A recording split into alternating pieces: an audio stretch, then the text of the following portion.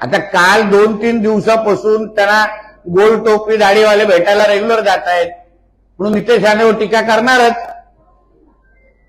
अब्बा को खुश करना है ना, तो नितेश राणे को गाली देना पडेगा.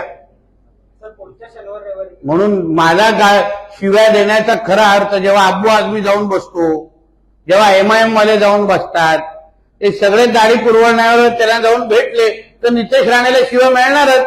कारण की मी हिंदुत्वाचं काम करतो, मी जिहादच्या विरोधात लढतोय. अहो पॅलेस्टाईनचे समर्थक म्हणून त्या अब्बू आझमीकडे पाहिलं जातं. या एमआयएम लोकांचे बॅकग्राऊंड जरा तुम्ही लोक बघा. हे बाबा फोन ठेवू ना, कोण असेल फोनवरच थांब ना जरा. त्याचे समर्थक म्हणून त्यांना पाहिलं जातं. त्यांना कसं भेटणार, कसे भेटतात हे?